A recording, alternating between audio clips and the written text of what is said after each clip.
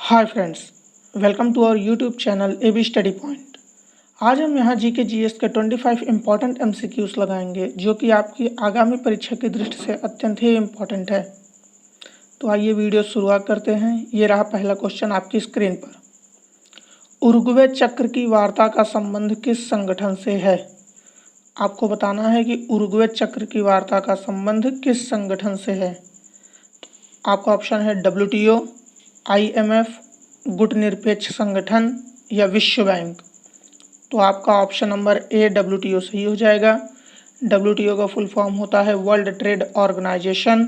इसकी स्थापना 1 जनवरी 1995 को स्विट्जरलैंड के जिनेवा शहर में हुई थी। चलिए चलते हैं अपने नेक्स्ट क्वेश्चन पर। स्टेनलेस स्टील एक मिश्र धातु है जिसमें लोहे के साथ निम्नलिखित को मिलाते हैं। आपको बताना है कि स्टेनलेस स्टील जो मिश्र धातु है उसमें लोहे के साथ किसको मिलाते हैं? जस्ता, क्रोमियम, टिन या तांबा।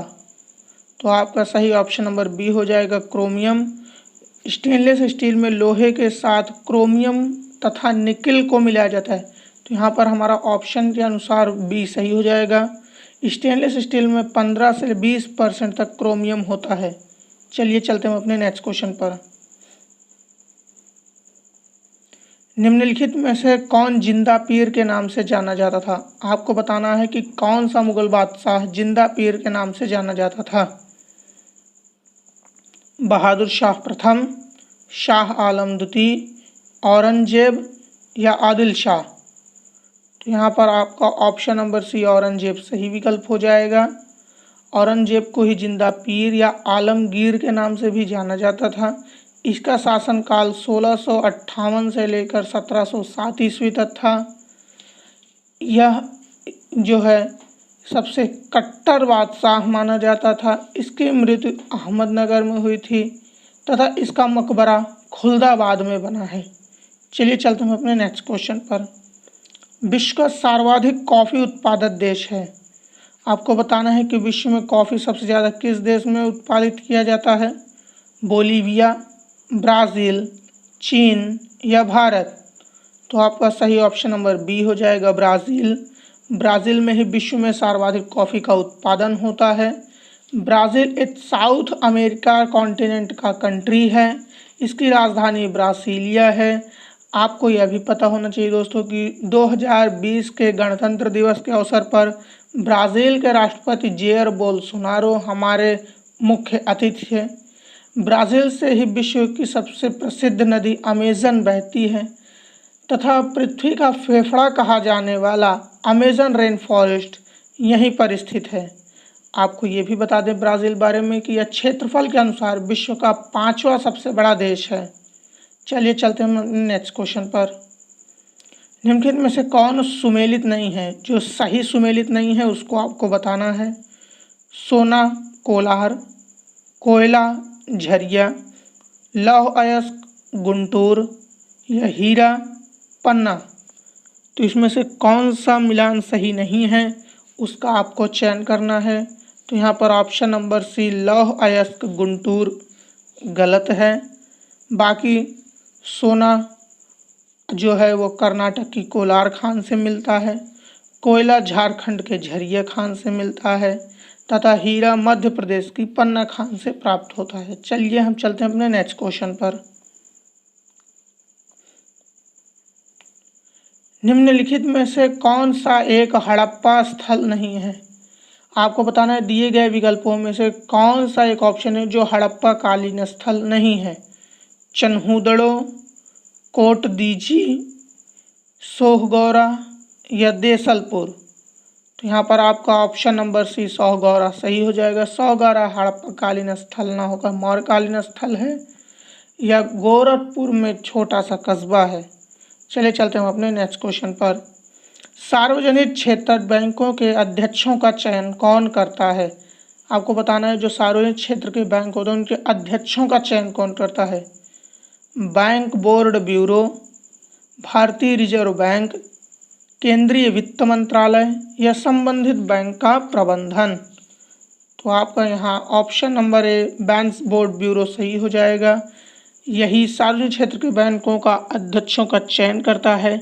इसकी स्थापना फरवरी 2016 में की गई थी। चलिए चलते हैं अपने नेक्स्ट क्वेश्चन पर। निम्नलिखित में से कौन सा स्थल प्रागैतिहासिक चित्रकला के लिए प्रसिद्ध है? आपको बताना है कि प्रागैतिहासिक चित्रकला के लिए प्रसिद्ध स्थल कौन सा है। अमरावती, सांची, भीमबेटका या बाघ। तो सर्वप्रथम आपको यह पता होना चाहिए दोस्तों कि प्रागैतिहासिक काल क्या होता है। देखिए, इतिहासों को 3 खंडों में बांटते हैं, प्रागैतिहासिक, आद्य ऐतिहासिक और ऐतिहासिक काल। तो प्रागैतिहासिक काल वह होता है जिसके बारे में हमें कोई भी लिखित विवरण प्राप्त नहीं होता है, जबकि आद्य ऐतिहासिक उसे कहते हैं जिसके बारे में लिखित विवरण तो प्राप्त होता है किंतु उसे पढ़ा नहीं जा सकता, और ऐतिहासिक काल उसे कहते हैं जिसके बारे में लिखित विवरण प्राप्त हो तथा उसे पढ़ा भी गया हो। तो यहाँ पर प्रागैतिहासिक काल के विषय में पूछा जा रहा है, प्रागैतिहासिक चित्रकला के बारे में पूछा जा रहा है। तो आपका ऑप्शन नंबर सी भीमबेटका सही हो जाएगा। भीमबेटका मध्य प्रदेश के रायसेन जिले में स्थित एक गुफा है जो कि भारत में प्राप्त चित्रकला का प्रथम नमूना है। यह प्रागैतिहासिक काल में पूरा पाषाण काल से लेकर मध्य पाषाण काल के मध्य में बना है। चलिए चलते हैं अपने नेक्स्ट क्वेश्चन पर। सैनिक संगठन NATO यानी नाटो का मुख्यालय स्थित है। आपसे नाटो का मुख्यालय सीधे सीधे पूछा गया है, ब्रुसेल्स में, न्यूयॉर्क में, लंदन में या पेरिस में। तो आपको बता दें हम दोस्तों कि सैनिक संगठन नाटो की स्थापना 4 अप्रैल 1949 ईस्वी को हुआ था।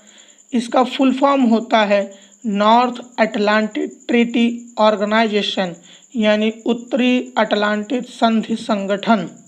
इसमें कुल 28 देश सदस्य हैं। इसकी स्थापना बेल्जियम की राजधानी ब्रुसेल्स में हुई थी। चलिए चलते हैं अपने नेक्स्ट क्वेश्चन पर। केंद्रीय एगमार्ग प्रयोगशाला कहाँ अवस्थित है? आपको बताना है कि केंद्रीय एगमार्ग प्रयोगशाला कहाँ है, नागपुर में, पुणे में, बेंगलुरु में कि लखनऊ में। तो यहाँ पर आपका ऑप्शन नंबर है नागपुर बिल्कुल सही विकल्प हो जाएगा। इसकी स्थापना केंद्रीय कृषि एवं कल्याण मंत्रालय के अधीन की गई थी। यह कृषि उत्पादों की गुणवत्ता की जांच करता है। आपको यह भी पता होना चाहिए दोस्तों कि नागपुर में प्रसिद्ध नीरी का भी मुख्यालय स्थित है। चलिए चलते हैं हम अपने नेक्स्ट क्वेश्चन पर। वायुमंडल की निम्नलिखित में से कौन सी परत रेडियो तरंगों के संचारण में मदद करती है? रेडियो तरंगों के संचारण में मदद करने वाली तरंग जो वायुमंडल की परत है वह कौन सी है? समताप मंडल, मध्यमंडल, आयन मंडल या बहिर्मंडल। तो हम आपको बता दें कि वायुमंडल में 5 परतें होती हैं जो नीचे से ऊपर इस क्रम में हैं: क्षोभ मंडल, समताप मंडल, मध्यमंडल, आयन मंडल तथा बहिर्मंडल। तो रेडियो तरंगों के संचारण के लिए आयन मंडल सबसे उपयुक्त माना जाता है। चलिए चलते हैं अपने नेक्स्ट क्वेश्चन पर। निम्नलिखित में से कौन सा बौद्ध धर्म के त्रिरत्नों से शामिल नहीं है? बुद्ध, धम्म, अहिंसा, संघ। तो आपने पढ़ा होगा दोस्तों कि बौद्ध धर्म के त्रिरत्नों में बुद्ध, धम्म और संघ ये तीनों सम्मिलित हैं, जबकि अहिंसा बौद्ध धर्म के त्रिरत्नों में शामिल न होकर मूल में शामिल है। चलिए चलते हम अपने नेक्स्ट क्वेश्चन पर।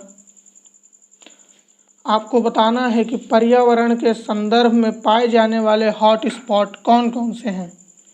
पूर्वी घाट, पश्चिमी घाट, विंध्य पर्वत श्रेणी, पूर्वी घाट, पूर्वी हिमालय श्रेणी, पश्चिमी घाट, शिवालिक श्रृंखला, पूर्वी घाट। बताइए आपका सही विकल्प कौन सा होगा? तो यहाँ पर आपको पहले हम बता दें दोस्तों कि हॉट स्पॉट क्षेत्र उसे कहते हैं जो कि पर्यावरण की दृष्टि से अत्यंत ही संवेदनशील एवं संरक्षित होते हैं। इसकी अवधारणा 1988 में नॉर्मन मायर्स द्वारा विकसित की गई थी। आप नाम फिर से सुन लीजिए, 1988 में नॉर्मन मायर्स द्वारा विकसित की गई थी। विश्व में कुल 18 हॉट स्पॉट क्षेत्र हैं जिसमें से 2 भारत में अवस्थित हैं और वो दोनों हैं पूर्वी घाट श्रृंखला और पश्चिमी घाट श्रृंखला। ये दोनों भारत में पाए जाने वाले हॉट स्पॉट हैं। चलिए चलते हैं अपने नेक्स्ट क्वेश्चन पर। निम्नलिखित में से किस देश को दुनिया में कार्बन नेगेटिव देश की संज्ञा दी जाती है? कार्बन नेगेटिव देश का अर्थात वो होता है जो कार्बन का उत्सर्जन ना के बराबर करता है। अफगानिस्तान, बहरीन, भूटान या नेपाल? तो आपका सही विकल्प सी हो जाएगा, भूटान। भूटान एक कार्बन नेगेटिव देश के रूप में प्रसिद्ध है। इसकी राजधानी थिम्फू है। ये चीन तथा भारत के मध्य स्थित एक छोटा सा पर्वतीय देश है। चलिए चलते हम अपने नेक्स्ट क्वेश्चन पर। भारत के निम्नलिखित क्षेत्रों में से किस एक में मैंग्रोव वन, सदापर्णी वन और पर्णपाती वनों का संयोजन है? आपको बताना है कि किस क्षेत्र में भारत में मैंग्रोव, सदापर्णी और पर्णपाती तीनों प्रकार के वन एक ही स्थान पर पाए जाते हैं। उत्तर तटीय आंध्र प्रदेश, दक्षिण पश्चिम बंगाल, दक्षिणी सौराष्ट्र या अंडमान और निकोबार? तो यहाँ पर आपका ऑप्शन नंबर डी अंडमान और निकोबार सही उत्तर हो जाएगा। अंडमान और निकोबार भारतीय द्वीप समूह का हिस्सा है। इसकी राजधानी पोर्ट ब्लेयर है। पोर्ट ब्लेयर दक्षिणी अंडमान पर स्थित है। चलिए चलते हम अपने नेक्स्ट क्वेश्चन पर। संयुक्त राष्ट्र संघ की वर्ल्ड पॉपुलेशन प्रोस्पेक्टम रिपोर्ट के अनुसार भारत की जनसंख्या किस वर्ष तक विश्व में प्रथम हो जाएगी? आपको बताना है कि भारत की जनसंख्या कब तक प्रथम होने का अनुमान लगाया गया है। 2027, 2028, 2030 या 2045? तो यहाँ पर आपका ऑप्शन नंबर है 2027 बिल्कुल सही विकल्प हो जाएगा।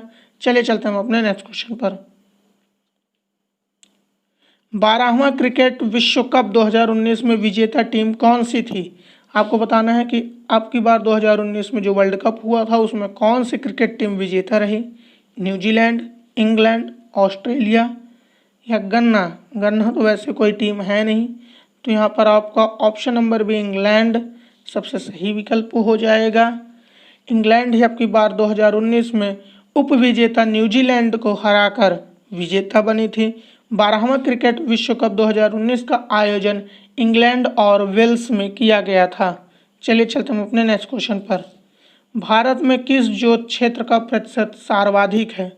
आपको बताना है भारत में किस ज्योत क्षेत्र का प्रतिशत सर्वाधिक है। सीमांत ज्योत क्षेत्र, लघु ज्योत क्षेत्र, मध्यम ज्योत क्षेत्र या दीर्घ ज्योत क्षेत्र? तो सर्वप्रथम आपको हम बता दें दोस्तों कि भारत में ज्योत क्षेत्र यानी कि खेत के आकार के हिसाब से 5 वर्गों में विभाजित किया गया है। सबसे पहले सीमांत ज्योत क्षेत्र, फिर लघु ज्योत क्षेत्र, उसके बाद अर्ध मध्यम ज्योत क्षेत्र, फिर मध्यम ज्योत क्षेत्र और अंत में दीर्घ ज्योत क्षेत्र।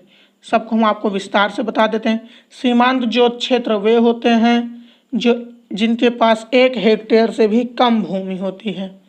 लघु ज्योत क्षेत्र वे होते हैं जिसके पास 1 से 2 हेक्टेयर की भूमि होती है। अर्ध मध्यम ज्योत क्षेत्र वे होते हैं जहां 2 से 4 हेक्टेयर की भूमि होती है। मध्यम ज्योत क्षेत्र वे होते हैं जहां 4 से 10 हेक्टेयर की भूमि होती है। और दीर्घ ज्योत क्षेत्र वे होते हैं जहां 10 हेक्टेयर से अधिक की भूमि होती है। तो यहाँ पर आपको बता दें कि भारत में सीमांत ज्योत क्षेत्र का प्रतिशत लगभग 65% है। तो यहाँ पर आपका ऑप्शन नंबर ए सही विकल्प हो जाएगा। चलिए चलते हम अपने नेक्स्ट क्वेश्चन पर। क्रायोजेनिक इंजन का उपयोग प्रायः किया जाता है। क्रायोजेनिक इंजन का उपयोग किस में किया जाता है? आपको बताना है सबमरीन नोदन में, फास्ट ब्रीडर रिएक्टर में, रॉकेट टेक्नोलॉजी में या सुपर कंडक्टिविटी में? तो यहाँ पर आपका सही ऑप्शन हो जाएगा ऑप्शन नंबर सी, रॉकेट तकनीक में। आपको बता दें कि क्रायोजेनिक जो है ईंधन को तरल रूप में सबसे अधिक दहन करता है। यहाँ पर -180 डिग्री सेल्सियस पर हाइड्रोजन और -150 डिग्री सेल्सियस पर ऑक्सीजन को तरल रूप में मिलाकर ईंधन में प्रयोग किया जाता है। चलिए चलते हम अपने नेक्स्ट क्वेश्चन पर। प्राचीन भारत में किस राजवंश को विशाल नौसेना के निर्माण का श्रेय दिया जाता है? किस दक्षिणी राजवंश ने विशाल नौसेना का निर्माण किया था? आपको बताना है चोल, चेर, पल्लव या मौर्य? तो यहाँ पर आपका ऑप्शन नंबर ए सही हो जाएगा। चोल राजवंश ने विशाल नौसेना का निर्माण किया था। इस राजवंश ने दक्षिण में श्रीलंका, साथ ही साथ म्यांमार इत्यादि राज्यों को विजित किया था। इसका प्रसिद्ध राजा राजराज प्रथम और राजेंद्र चोल प्रथम था। राजराज प्रथम ने राजधानी तंजौर में बृहदेश्वर या राजराजेश्वर मंदिर का निर्माण कराया था। चलिए चलते हैं अपने नेक्स्ट क्वेश्चन पर। थुम्बा रॉकेट छोड़ने का केंद्र निम्नलिखित राज्यों में कहाँ अवस्थित है? उत्तर प्रदेश, बिहार, झारखंड, केरल। तो यहाँ पर आपका ऑप्शन नंबर डी केरल बिल्कुल सही विकल्प होगा। केरल की राजधानी तिरुवनंतपुरम से कुछ ही दूरी पर थुम्बा नामक एक गांव स्थित है। यह प्रसिद्ध तब हुआ था जब यहाँ पर पहला रॉकेट लॉन्चिंग स्टेशन स्थापित किया गया था। चलिए चलते हैं अपने नेक्स्ट क्वेश्चन पर। दिल्ली सल्तनत काल में किस वंश के अधीन विजारत का सबसे अधिक विकास हुआ? खिलजी वंश, गुलाम वंश, तुगलक वंश या सैयद वंश। तो यहाँ पर आपका ऑप्शन नंबर सी सही हो जाएगा। तुगलक वंश में विजारत का सर्वाधिक विकास हुआ। विजारत का अर्थ होता है मंत्रिमंडल। चलिए चलते हैं अपने नेक्स्ट क्वेश्चन पर। स्वच्छ भारत अभियान के लक्ष्य को प्राप्त करने का लक्ष्य वर्ष कब तक रखा गया है? वर्ष 2014, वर्ष 2024, वर्ष 2019 या वर्ष 2017। तो यहाँ पर आपका ऑप्शन नंबर सी वर्ष 2019 सही हो जाएगा। इसका प्रारंभ महात्मा गांधी जी के जयंती के अवसर पर 2 अक्टूबर 2014 को माननीय प्रधानमंत्री नरेंद्र मोदी द्वारा प्रारंभ किया गया था। चलिए चलते हैं अपने नेक्स्ट क्वेश्चन पर। विश्व का पहला मुस्लिम देश जिसने धर्मनिरपेक्ष संविधान अपनाया है, वह विश्व का कौन सा मुस्लिम देश है जिसने धर्मनिरपेक्ष संविधान अपनाया? आपको बताना है टर्की, ईरान, इराक या सऊदी अरब। तो यहाँ पर आपका ऑप्शन नंबर ए टर्की सही हो जाएगा। टर्की ने ही धर्मनिरपेक्ष संविधान को अपनाया है। टर्की की राजधानी अंकारा है तथा इसका प्रसिद्ध शहर आपने सुना होगा इस्तांबुल है, जो कि आधा एशिया में स्थित है और आधा यूरोप में स्थित है। चलिए चलते हैं अपने नेक्स्ट क्वेश्चन पर। मृदा अपरदन को किससे रोका जा सकता है? पक्षियों की संख्या बढ़ाकर, वनारोपण द्वारा, वनस्पति हटाकर या अतिचारण द्वारा। तो यहाँ पर आपका ऑप्शन नंबर बी वनारोपण द्वारा बिल्कुल सही विकल्प हो जाएगा। वनारोपण द्वारा ही हम मृदा अपरदन को रोक सकते हैं। चलिए चलते हैं अपने नेक्स्ट क्वेश्चन पर। कर्क तथा मकर दोनों रेखाएं किन महाद्वीप से गुजरती हैं? एशिया से, ऑस्ट्रेलिया से, दक्षिण अमेरिका से या अफ्रीका से। तो यहाँ पर आपका ऑप्शन नंबर डी सही हो जाएगा। अफ्रीका से मुख्य तीनों अक्षांश रेखाएं विषुवत रेखा, कर्क रेखा और मकर रेखा तीनों गुजरती हैं। अफ्रीका में ही विश्व का सबसे बड़ा मरुस्थल सहारा स्थित है। इसी महाद्वीप में सबसे अधिक देश 54 देश स्थित है। इस महाद्वीप को अंध महाद्वीप अथवा गरीब महाद्वीप भी कहा जाता है। तो दोस्तों ये रहे हमारे 25 इंपॉर्टेंट एमसीक्यूज जीके जीएस के, जो कि आपकी आगामी परीक्षा दृष्टि से अत्यंत ही महत्वपूर्ण है। अगर आपको हमारा वीडियो पसंद आए तो लाइक करें। आपको वीडियो कैसा लगा कमेंट करके हमें बताएं। अपने दोस्तों और प्रतियोगी ग्रुपों में से शेयर भी करें। साथ साथ हमारे इस चैनल को सब्सक्राइब कर बेल आइकन ऑन कर ले ताकि आपको आगामी वीडियो की नोटिफिकेशन मिलती रहे। बने रहिए दोस्तों हमारे साथ। तब तक के लिए धन्यवाद।